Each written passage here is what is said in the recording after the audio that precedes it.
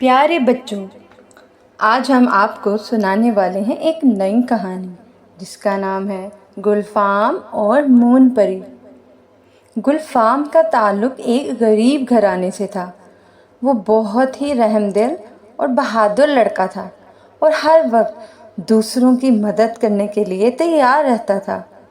ایک دن وہ اپنے کھیتوں میں کام کرنے گیا تو کام زیادہ ہونے کی وجہ سے بہت تھک گیا۔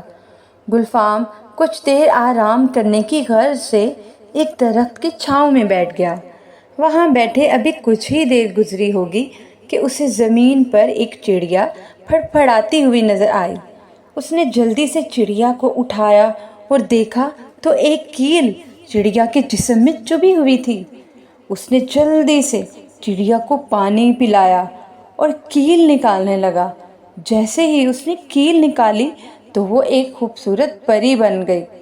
گلفام اسے دیکھ کر بہت حیران ہوا۔ خوبصورت پری نے گلفام کو حیرت میں دیکھا تو فوراً بول پڑی، میرا نام مون پری ہے۔ ایک شہزادی کی مدد کرنے پر ظالم جادوگر نے مجھے چڑیا بنا کر میری کمر میں کیل ٹھونک دی تھی اور کہا تھا کہ جب تک کوئی انسان یہ کیل نہیں نکالے گا تب تک میں اسی حالت میں رہوں گی۔ اس ظالم جادوگر نے ایک پیاری سی شہزادی کو قید کر کے اپنے محل میں رکھا ہوا ہے۔ وہ اس سے شادی کرنا چاہتا ہے مگر شہزادی اس سے شادی کرنے کے لیے کسی صورت راضی نہیں ہے۔ شہزادی بادشاہ اور ملکہ کی ایک لوتی بیٹی ہے، جس وجہ سے وہ دونوں اپنی بیٹی کے لاپتہ ہونے سے بے حد پریشان ہیں۔ وہ دن رات اپنی بیٹی کو یاد کر کے روتے رہتے ہیں۔ پری نے گلفام سے شہزادی کی مدد کرنے کی التجا کی تو گلفام یہ جانتے ہوئے بھی کہ اس کام میں اس کی جان بھی جا سکتی ہے، فوراً راضی ہو گیا۔ مون پری نے اپنی چھڑی آگے کرتے ہوئے گلفام سے کہا، آنکھیں بند کر کے اسے پکڑ لو، میں تمہیں چند لمحوں میں ہی جادوگر کے محل کے پاس پہنچا دوں گی۔ گلفام نے آنکھیں بند کر کے چھڑی کو پکڑ لیا اور چند لمحوں بعد اسے زوردار جھٹکا لگا تو گلفام نے آنکھیں کھول دیں۔ سامنے اسے کچھ فاصلے پر ایک عجیب سا محل نظر آیا۔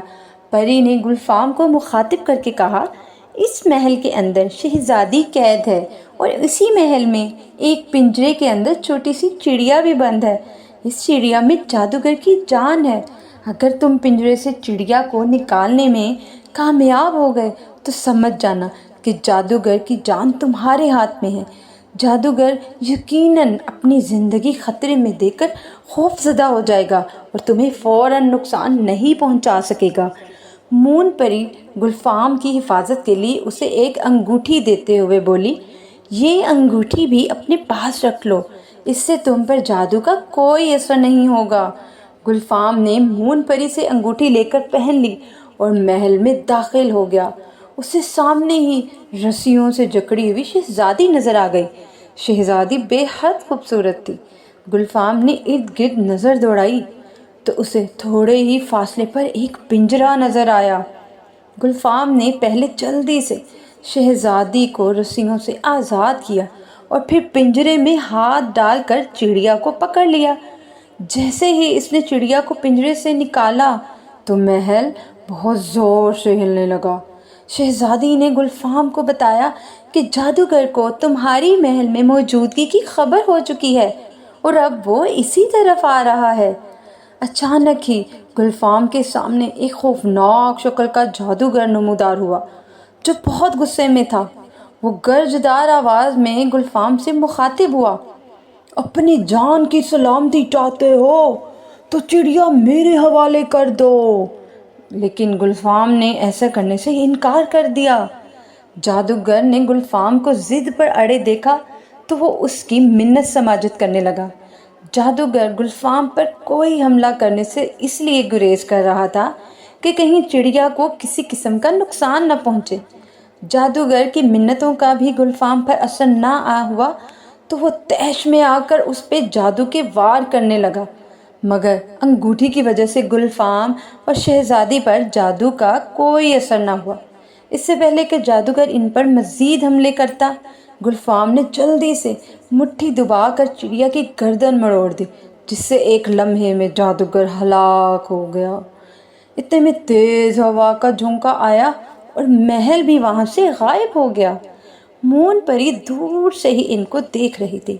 وہ گلفام کو شہزادی کے ساتھ آتے دیکھ کر فوراً ان کے قریب آ گئی۔ اس نے شہزادی کو سارا واقعہ سنایا تو شہزادی نے پری اور گلفام کا شکریہ ادا کیا اور یہ بھی بتایا کہ میرا نام گلبانو ہے۔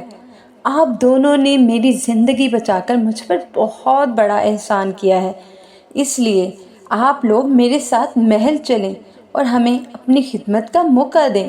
گلفام نے شہزادی کے ساتھ چلنے کے لیے رضامندی کا اظہار کیا تو پری نے اپنی چھڑی آگے کر دی، جسے گلفام اور گلبانو نے آنکھیں بند کر کے تھام لیا۔